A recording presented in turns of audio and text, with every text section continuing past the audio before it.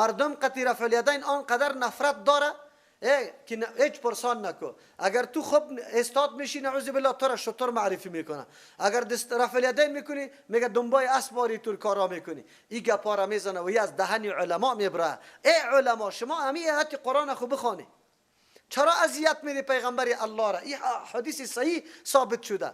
و امروز شما طریقه دیگه کسا ترجیح میده بالای طریقه پیغمبر. پیغمبر که کدام طریقه را وضع کرده او را گذاشته، طریقه احمد و محمود برای خود گرفته او را ترجیح میده. پیغمبر یک چیز میگه و تو دیگه چیز. پیغمبر میگه و یاکم و محدثات الامور، چیزایی که جدید پیدا میشه خود نگاه کنه، او تو در ضد پیغمبر طریقه را کشیده رویستی، را کشیده رویستی. بدعت ها کلش در ضد کیست؟ پیغمبر. و سبب اذیت کیست؟ پیغمبر است. چرا که تو قدر احترام پیغمبر را نداری. کاش که ما میدانستیم که بدعت چقدر بد است. الا این بدعت ها را ایجاد کردن این موجب اذیت پیغمبر میشه. و الله تبارک و تعالی گفته که کسی اذیت میده الله و رسوله لعنهم الله فی الدنیا، الله از رحمت خاص در دنیا ای را محروم میکنه. قدرت الله رای حق برش میاثر نمیشه. میبینی که در شرک و بدعت جان میده آخر عمر. رای حق برش واضح نمیشه. چرا؟ محبت به طریقی پیغمبر نداره. والآخرت، در آخرت هم الله یارا لعنت میکنه. و اعد لهم عذابا مهینا، الله عذاب رسوا کننده را برش مهیا کرده. الله ما را نگاه کن از اذیت. والذین یؤذون المؤمنین، کسانی که اذیت میده مردای مؤمنه، والمؤمنات زنای مؤمنه، به غیبت کردن، توهین کردن، بهتان بسته کردن، نعوذ بالله حقیر دانستن، کلی از یا اذیت دادن به مؤمنه و مؤمنات است. بغیر مکتسبو، بغیر از جرمی که اکتسبو کرده باشند، کدام جرم نداره خو لیکن بازم اذیت میده مؤمنا و مردای مؤمن و زنان مؤمنه. در اول مرتبه مردای مؤمن و زنان مؤمن صحابه و ازواج صحابه مکمل داخل است.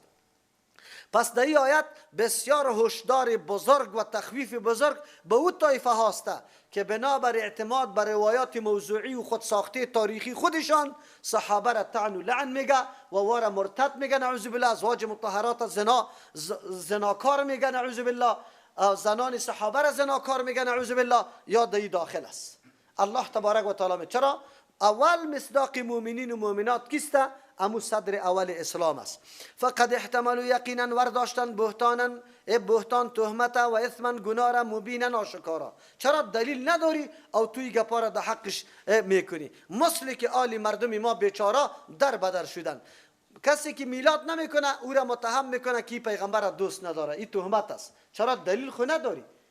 بیا که آلی عمل کردی پیغمبر را ما زیاد عملی میکنیم یا تو؟ دوم، این کسایی که آلی تاپه های مفت پیدا کرده و مفتیای چی جور شده؟ مفتیای کفر دادن، نسبت کفر کردن که الله وهابیست یا فقد احتملوا بهتانا و اثما مبینا. این مردم ها برداشتن این تهمت است. چرا که کدام تصوری از کلمه وهابی داره الحمدلله دما دیده نمیشه. و میگه وهابی پیغمبر احترام نمیکنه، وهابی بگوی چیسته خواری پنجم به نکاح روا داره. کلش تهمت های ناحق سری هر کس که بسته میکنه خو الحمدلله دما وجود نداره. یک نفر گفت که شما خو مجسمه هستی، الله را جسم قائل هستی. ما گفتم چرا؟ نه شما خود جسم هم قائل هستی. من گفتم خو تو اگر کسی که به جسمیت الله قائل است یک دفعه کافر میگی، من 10 دفعه کافر میگم. 4 خوار حرام میدانه، خوار پنجم روا میدانه. من گفتم خوارای حقیقی اعیانی و رضاعی این طوری خوارا، اگر این طوری خوارا باشه هر کس کی روا بدونه تو یک دفعه کافر بگم، من 10 دفعه کافر میگم.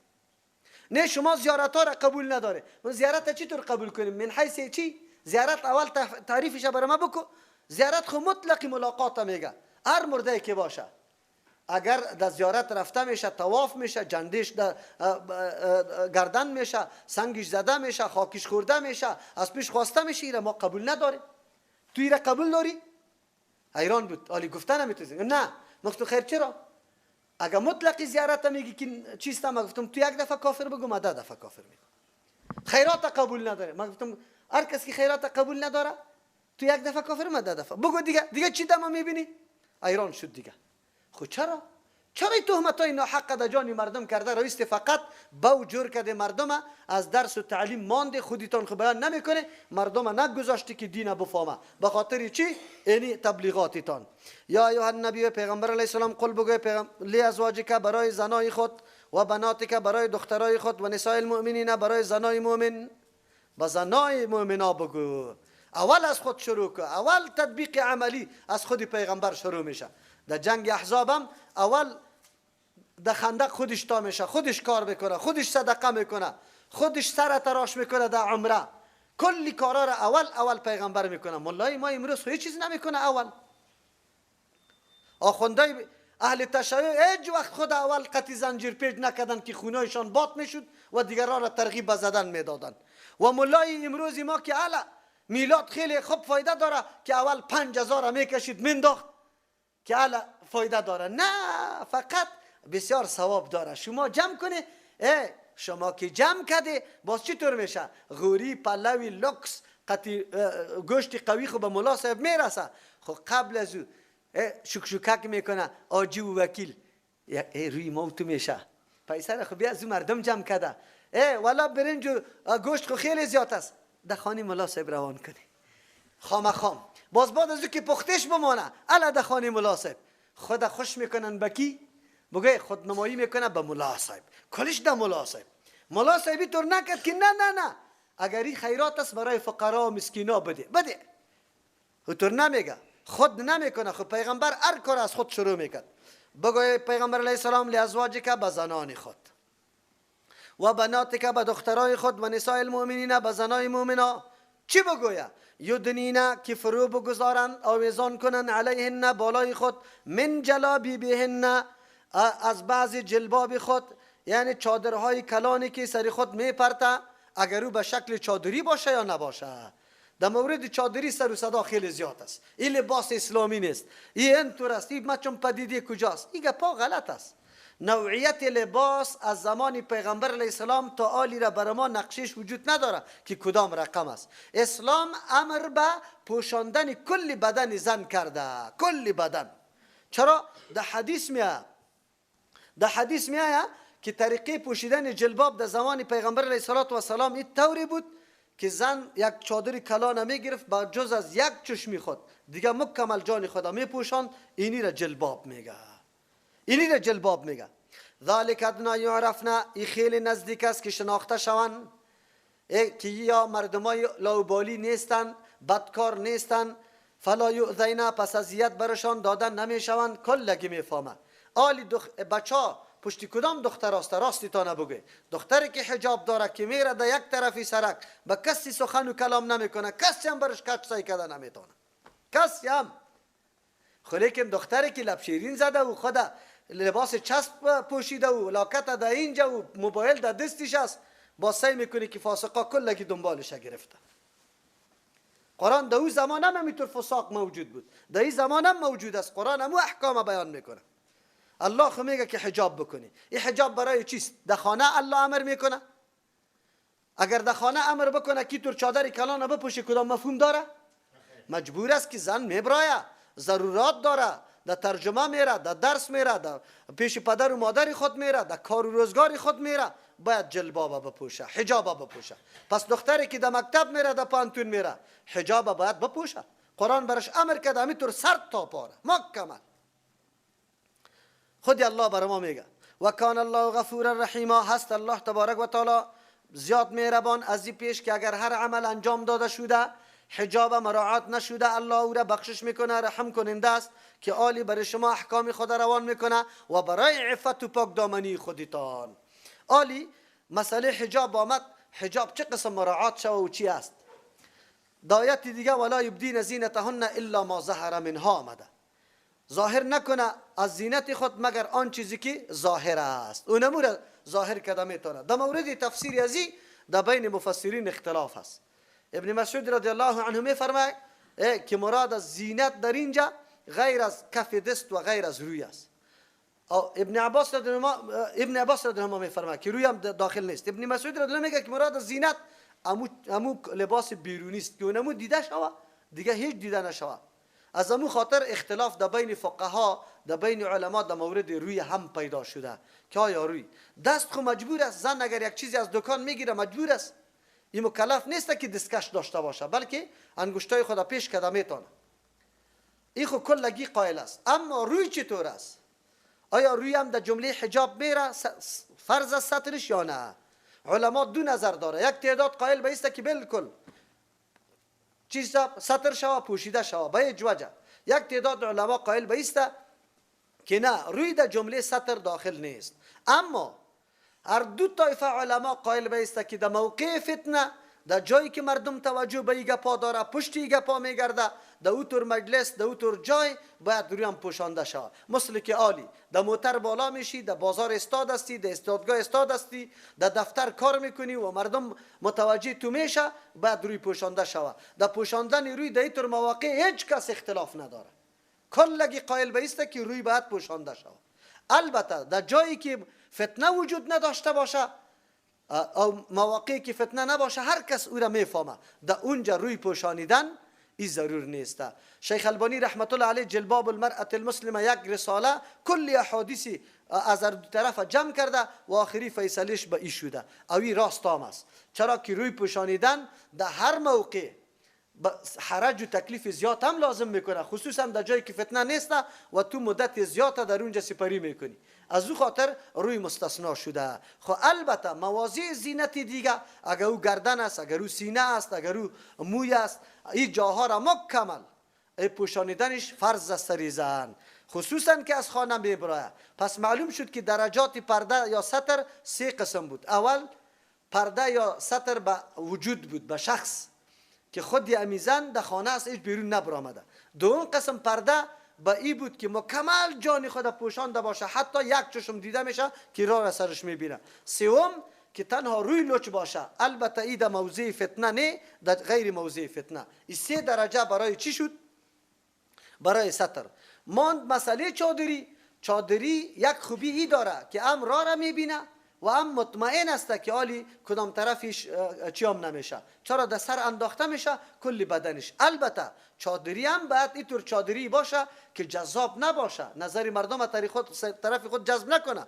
یک زن پیر چادری خیلی زیبا را پوشیده می باشه، کلی مردم برش نظر میکنه، خبر نداره که یک زن پیر است. از او خاطر لباس جذاب، لباسی که نظر مردم جلب میکنه، از این منع آمده. پیغمبر علیه الصلوة والسلام از این خاطر سیاسری که زنی که چیست عطر بزنه و برای بیرون، این در لعنت الله تبارک و تعالی قرار میگیره و در زیر نظر شیطان قرار میگیره تا وقتی که پس در خانه نآمده.